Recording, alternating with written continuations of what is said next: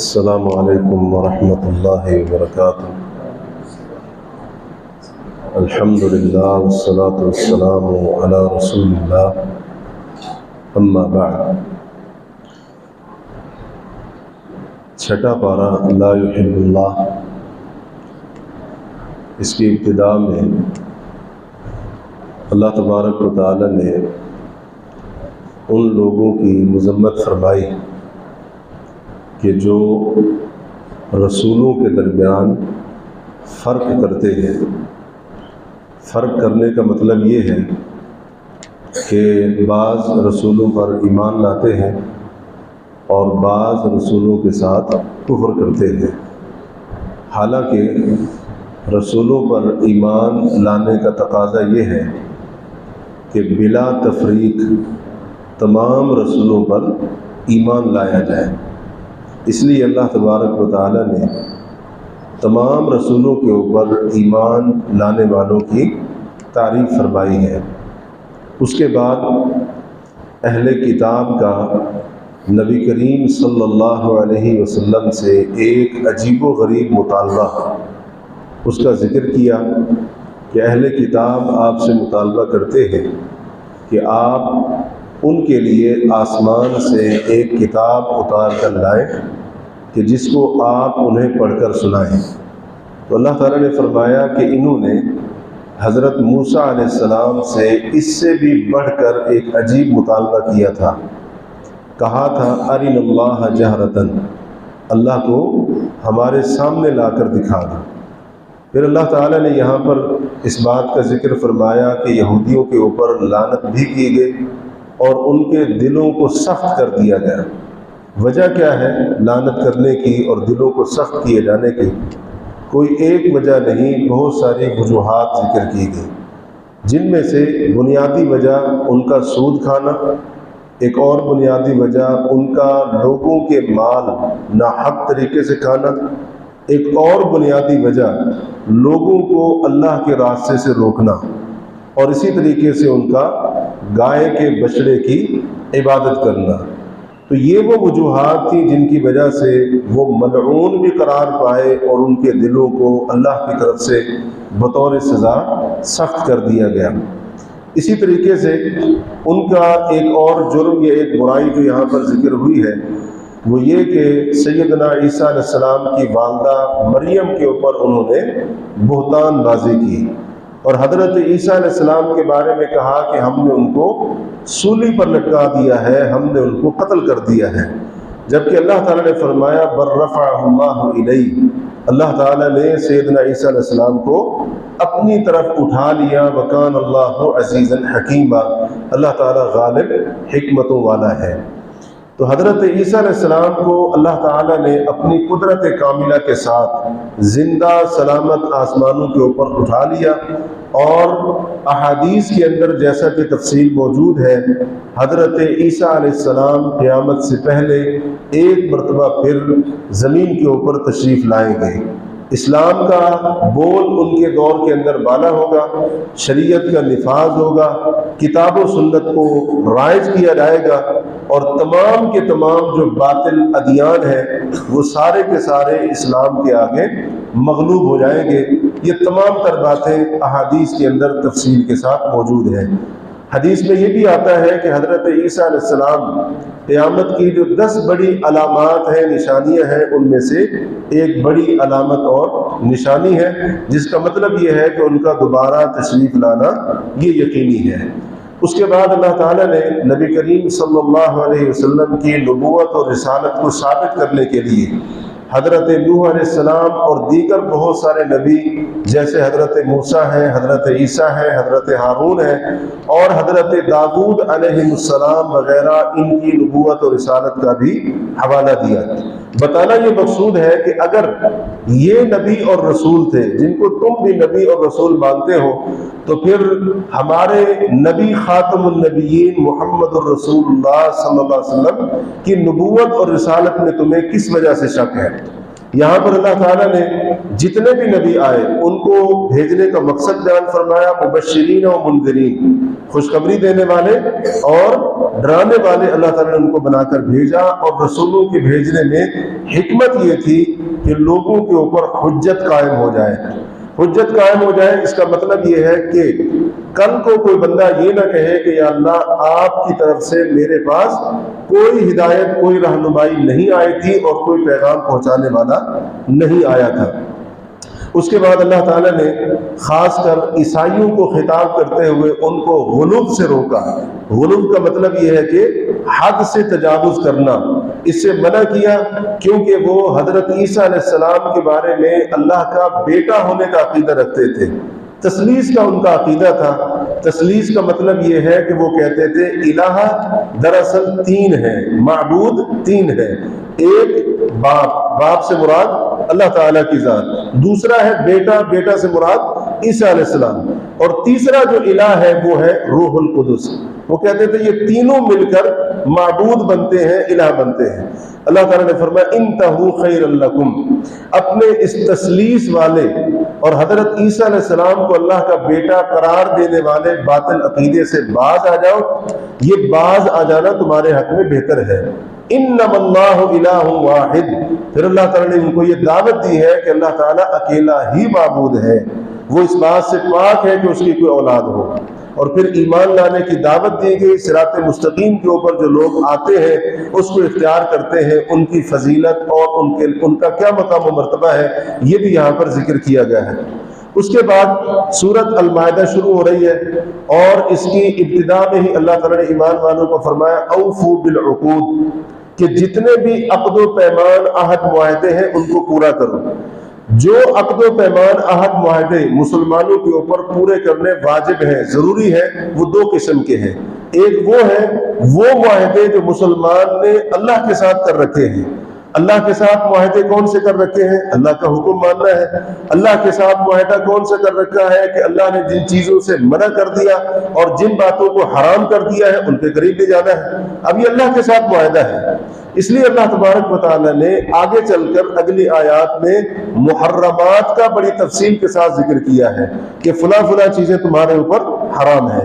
پہلے فرمایا اوفو بالعقود، عقد و پیمان عہد معاہدے پورے کرو. اس کے بعد فرمایا کہ یہ چیزیں تمہارے اوپر حرام ہیں، جس کا بالکل واضح مطلب ہے کہ یہ حرام سے بچنا بھی اس معاہدے کے اندر شامل ہے جو تم نے کلمہ پڑھ کر اسلام اور ایمان کو قبول کر کے اللہ کے ساتھ معاہدہ کیا ہے.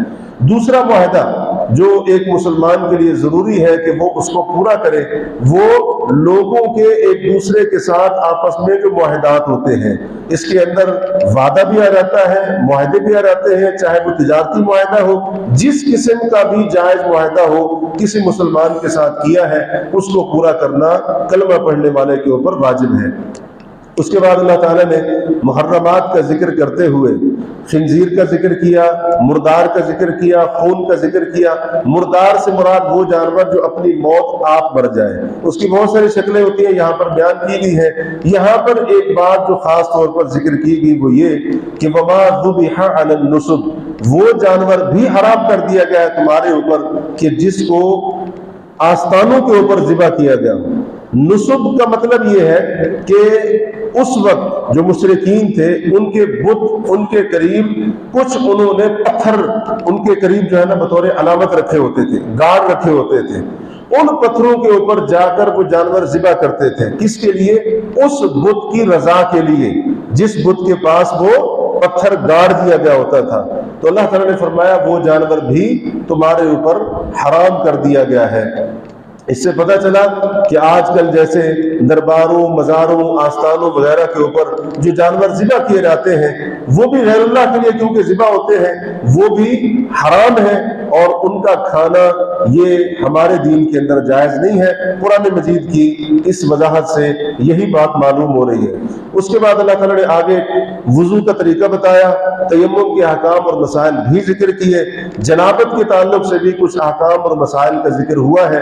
اور اس دوران اللہ تعالیٰ نے یہ بتایا یہ طہارت کے جو احکام ہے اللہ تعالیٰ نے تمہیں اس لیے نہیں دیے ہیں کہ تم تنگی اور مشقت کے اندر پڑ جاؤ، بلکہ اللہ تعالیٰ تمہیں پاک کرنا چاہتا ہے. اس کے بعد ایک قصہ بیان ہوا ہے حضرت آدم علیہ السلام کے دو بیٹوں کا. وہ کون ہے؟ قابیل اور حابیل کا قصہ یہاں پر بیان ہوا ہے کہ قابیل نے اپنے بھائی حابیل کو قتل کر دیا. اب اس قصے کے اندر بہت سارے نصیحتیں ہیں، جن میں سے ایک نصیحت یہ ہے کہ قابیل نے اپنے بھائی حابیل کو قتل کیا۔ قتل کرنے کی وجہ کیا تھی؟ حسد۔ تو حسد اس قدر خطرناک بیماری ہے کہ اس ایک بیماری کی وجہ سے، اس ایک برائی کی وجہ سے ہزاروں بلکہ اس سے بھی زیادہ برائیاں جو ہے نا وہ جنم لے سکتی ہیں۔ اہل علم کہتے ہیں کہ حسد ہی وہ گناہ ہے جو آسمان کے اوپر سب سے پہلے کیا گیا، اور زمین کے اوپر بھی سب سے پہلے حسد کا گناہ کیا گیا۔ آسمان کے اوپر یہ حسد کا گناہ کس نے کیا؟ ابلیس نے حضرت آدم علیہ السلام سے حسد کیا، اور اس کا انجام ہمارے سامنے ہے۔ زمین کے اوپر یہ حسد کا گناہ قابیل نے اپنے بھائی حابیل کے بارے میں کیا، اور اس کا انجام کیا ہوگا؟ نبی علیہ السلام فرماتے ہیں قیامت تک جس بندے کو بھی ناحق قتل کیا جاتا رہے گا، اس کے ناحق قتل کیے جانے کے گناہ کا ایک حصہ قابیل کے کھاتے میں بھی ڈالا جاتا رہے گا، کیونکہ اس نے سب سے پہلے ناحق قتل کی بنیاد رکھی تھی۔ اس سے پتہ چلا کہ اگر کوئی شخص کسی برائی کی بنیاد رکھتا ہے، کسی برائی کو، گناہ کے کام کو سب سے پہلے کرتا ہے، اس کو دیکھ کر آگے پھر اس برائی کو لوگ کرتے ہیں، گناہ کے کام کو کرتے ہیں، اس کے بعد جتنے لوگ بھی اس گناہ کے کام کو کرتے جائیں گے، ان تمام گناہ کے کام کرنے والوں کے گناہ کا ایک حصہ یہ پہل کرنے والے کے کھاتے میں پڑتا رہے گا، کیونکہ شروعات اس نے کی تھی، ابتدا اس نے کی تھی۔ یہ معاملہ کوئی آسان نہیں ہے، بڑا خطرناک معاملہ ہے، خاص طور پر آج کے دور میں کہ جب سوشل میڈیا کا دور ہے اور اسی طرح سے انٹرنیٹ کا زمانہ ہے۔ صرف ایک ہاتھ کی ایک انگلی کی حرکت سے انسان کی جو بات ہے، منتقل شدہ بات، اس کی نقل کردہ بات، وہ سینکڑوں، ہزاروں نہیں بلکہ لاکھوں اور بعض دفعہ غیر ممکن ہے کروڑوں لوگوں تک پہنچ جائے۔ یہ شیئر کا جو معاملہ ہوتا ہے نا، فارورڈ کرنے کا، بندے کو نہیں پتا ہے اس کی آگے منتقل کی گئی بات کہاں تک جائے گی، کون اس کو دیکھے گا۔ آج انتہائی عجیب و غریب معاملہ ہے لوگوں کا، شہرت پانے کے لیے، نام کمانے کے لیے، لوگوں کی واہ واہ سننے کے لیے، لوگوں کے اندر مشہور ہونے کے لیے الٹی سیدھی حرکتیں کرتے ہیں، بے حیائی کے کام کرتے ہیں، فحش اور اس قسم کے کام کرتے ہیں، ویڈیو کی شکل میں وہ بناتے ہیں، سارے کے سارے اس کی ریکارڈنگ کرتے ہیں، اور پھر اس کو سوشل میڈیا کے اکاؤنٹس کے اوپر ڈال کر بڑا فخر کرتے ہیں، ایک دوسرے کو بتاتے اور دکھاتے ہیں فلاں ویڈیو کے اوپر میں نے جو فلاں جو ہے نا بے حیائی کا کام کیا تھا، اس کے اوپر مجھے اتنے لائکس ملے، میرے اتنے فالوور بڑھ گئے ہیں، اور یہ ہو رہا ہے، لوگ بڑے پسند کر رہے ہیں اس ویڈیو کو، بڑا آگے اس کو شیئر کر رہے ہیں۔ یہ خوش ہونے کی بات نہیں ہے، یہ بڑا خطرناک معاملہ ہے۔ ابھی انسان خوش ہوگا، لیکن آگے جب اعمال کی جزا انسان کو ملے گی، جزا اور سزا کے فیصلے ہوں گے، وہاں پر پتہ چلے گا یہ سارے کے سارے کام اس نے جو الٹے کام کیے تھے، یہ اس کے لیے خوش آئند بات تھی، یا پھر اس کے لیے یہ قابل گرفت معاملات ہو جائیں گے۔ تو اس لیے اس معاملے کے اندر انتہائی احتیاط کرنے کی ضرورت ہے۔ یہ جو سوشل میڈیا کے پروگرام ہیں، اسی طرح سے اکاؤنٹس ہیں، یہ مختلف جو ایپس ہیں، ان کے اوپر برائی کو نہ پھیلائیں، اللہ کے لیے فحاشی، عریانی اور اسی طرح سے نامناسب مواد اس کے اوپر نہ خود منتقل کریں اور نہ کسی کا منتقل کیا ہوا آگے اٹھا کر اس کو شیئر کریں۔ کتنے لوگ دیکھیں گے کوئی پتہ نہیں ہے، جتنے بھی دیکھتے جائیں گے ان سب کا گناہ ہمارے کھاتے میں پڑنے والا ہے۔ اس لیے اس معاملے میں انتہائی احتیاط کی ضرورت ہے، انتہائی احتیاط کی ضرورت ہے۔ یہاں پر قتل کی سنگینی کو بھی بیان کیا گیا اور کہا گیا کہ جو شخص کسی انسان کو بلا کسی عذر کے، یعنی بغیر کسی وجہ کے ظلم اور زیادتی کرتے ہوئے قتل کرتا ہے، گویا کہ اس نے تمام انسانیت کا قتل کر دیا۔ یہ ایک انسانی جان کی بات ہو رہی ہے۔ اور اگر کوئی شخص کسی کلمہ پڑھنے والے کو قتل کرتا ہے تو اس کا جرم بھی بہت بڑا ہے۔ ایک حدیث ہے ترمذی کے اندر، نبی علیہ السلام نے فرمایا اگر آسمان والے، زمین والے ایک مومن کلمہ پڑھنے والے کو قتل کرنے کے اوپر جمع ہو جائے، اکٹھے ہو جائے، اللہ تعالیٰ ان سب کو مومن کے قتل کے جرم کی پاداش کے اندر ان سب کو الٹے منہ، اوندھے منہ جہنم کی آگ کے اندر پھینک دے گا۔ اس لیے کلمہ پڑھنے والے کا قتل یہ کوئی اتنا سستا نہیں ہے، اتنا کوئی حقیر نہیں ہے، بڑا خطرناک جرم ہے یہ۔ اس کے بعد ایک اور قصہ یہاں پر بیان ہوا ہے، وہ ہے حضرت موسیٰ علیہ السلام کی قوم کا۔ ان کو حکم ہوا کہ تم ارض مقدسہ یعنی فلسطین، بیت المقدس، ارض شام، اس کے اندر داخل ہو جاؤ۔ انہوں نے کہا جی ہم داخل نہیں ہو سکتے، ہماری معذرت۔ وجہ اس علاقے کے اوپر ایک بڑی طاقتور قوم وہ قابض ہے۔ اللہ نے فرمایا تم جہاد کرو، لڑو ان کے ساتھ، اللہ تمہاری مدد کرے گا، اللہ تبارک و تعالیٰ تمہیں غلبہ عطا فرمائے گا اور تم فتح پاؤ گے۔ انہوں نے ایسی بزدلی دکھائی، حضرت موسیٰ علیہ السلام سے کہا آپ اور آپ کا رب جا کر لڑے، ہم یہاں پر بیٹھے ہوئے ہیں۔ نتیجہ یہ نکلا کہ اللہ تبارک و تعالیٰ نے فرمایا فَإِنَّهَا مُحَرَّمَةٌ عَلَيْهِمْ 40 سَنَةً يَتِيهُونَ فِي الْأَرْضِ، یہ ارض مقدسہ اللہ نے فرمایا ان کے اوپر 40 سال تک کے لیے حرام کر دی گئی، وہ زمین کے اندر حیران و پریشان بھٹکتے رہے۔ اس سے ایک بات تو یہ سمجھ آئی کہ گناہوں کا جو معاملہ ہے نا انتہائی خطرناک ہے۔ بعض گناہ ایسے ہوتے ہیں کہ ان کی سزا انسان کو 40 سال تک بھی بھگتنی پڑ سکتی ہے، ایسے گناہ بھی ہوتے ہیں۔ اس لیے کسی گناہ کو انسان ہلکا نہ لے، کسی گناہ کو معمولی نہ سمجھے۔ ایک گناہ انسان نے کیا، اس کی سزا اس کو 10 سال 20 سال سالوں تک اس کو بھگتنی پڑ جائے عین ممکن ہے۔ دوسری بات یہاں سے یہ سمجھ آئی، آج بہت سارے لوگ ہیں وہ کہتے ہیں ہم فلاں بات کو نہیں مانتے۔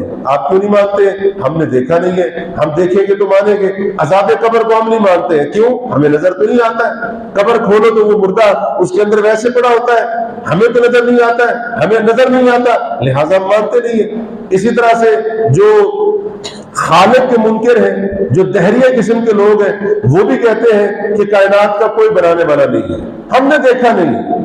تو اس واقعے سے یہ سبق مل رہا ہے کہ ضروری نہیں کہ جو چیز ہمیں نظر نہ آئے تو حقیقت میں ہو ہی نہ، کیونکہ بنی اسرائیل بیت المقدس سے صرف چند میل کے فاصلے پر تھے۔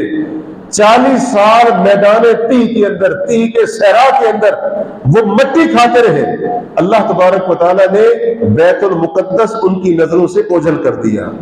ضروری نہیں کہ اس کائنات کے اندر جو بھی چیز ہے وہ ہمیں نظر آئے، ہماری نظر محدود ہے، اتنی محدود ہے ہم صرف سامنے سے دیکھ سکتے ہیں، یہ دائیں بائیں بھی بڑی مشکل سے نظر دیکھتی ہے، اتنی محدود ہے۔ ہمارے پیچھے کیا ہے، ہمیں یہ نظر نہیں آتا ہے، اور ہم کہہ دی ہمیں اللہ نظر نہیں آتا ہے لہٰذا اللہ نہیں ہے، ہمیں قبر کا عذاب نظر نہیں آتا لہٰذا قبر کا عذاب نہیں مانتے ہیں۔ تو اس قسم کی باتیں نہیں ہونی چاہیے۔ ضروری نہیں کہ جو چیز ہماری نظر کے سامنے نہ ہو وہ حقیقت میں بھی موجود نہ ہو، یہ ضروری نہیں ہے۔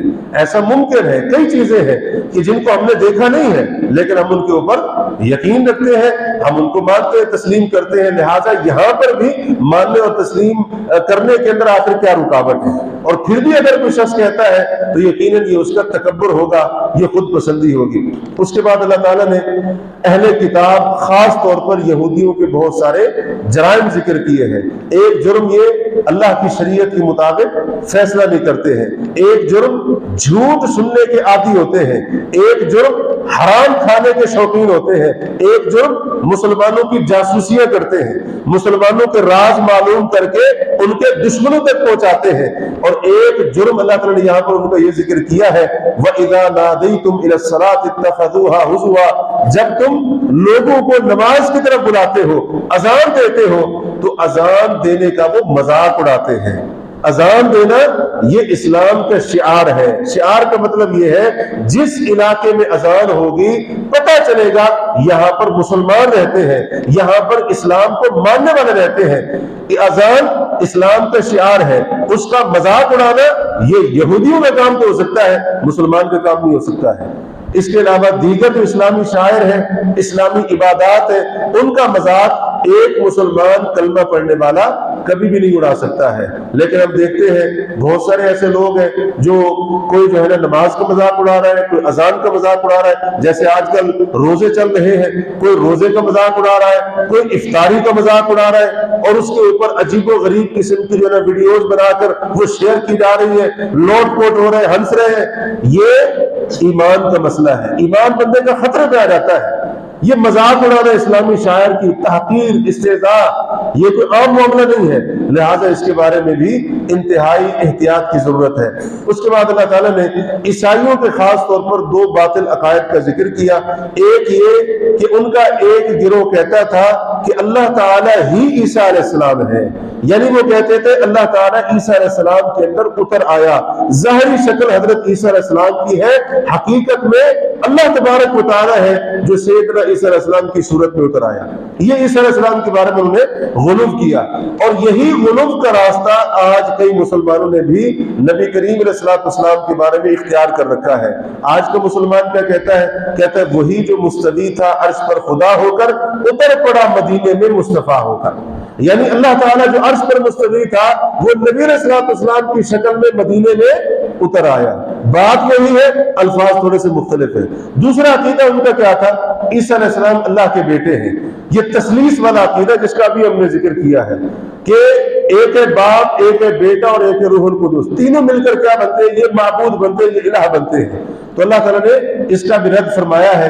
یہ بھی انہوں نے حضرت عیسیٰ علیہ السلام کے بارے میں ان کے گروہ نے غلو کیا، ان کو حد سے بڑھایا، اور آج اسی طرح کا غلو کئی مسلمانوں نے کر رکھا ہے نبی کریم علیہ السلام کی ذات گرامی کے بارے میں۔